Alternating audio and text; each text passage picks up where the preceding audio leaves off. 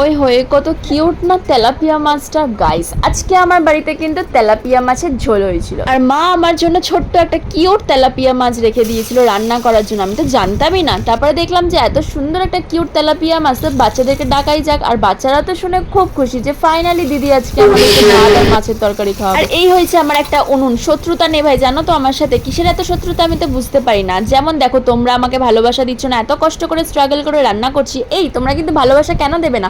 দিয়ে যাও আমাকে একটা করে লাইক, কমেন্ট, শেয়ার, সাবস্ক্রাইবও করে দিয়ে যাও। আর যদি সাজেস্ট করতে পারো ভালো ভালো ভিডিও বানানোর, অবশ্যই কিন্তু সাজেস্ট করো, আমি কিন্তু সাজেশন নেবো বলে বসেই আছি।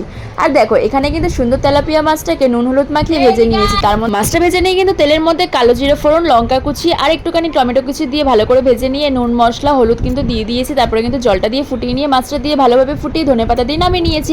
তারপরে ভাত করে কিন্তু রেডি করে নিয়েছি তেলাপিয়া মাছের তরকারি আর ভাত। খেতে ওরা ভীষণ খুশি হয়েছে। তোমাদের কেমন লাগলো জানিও।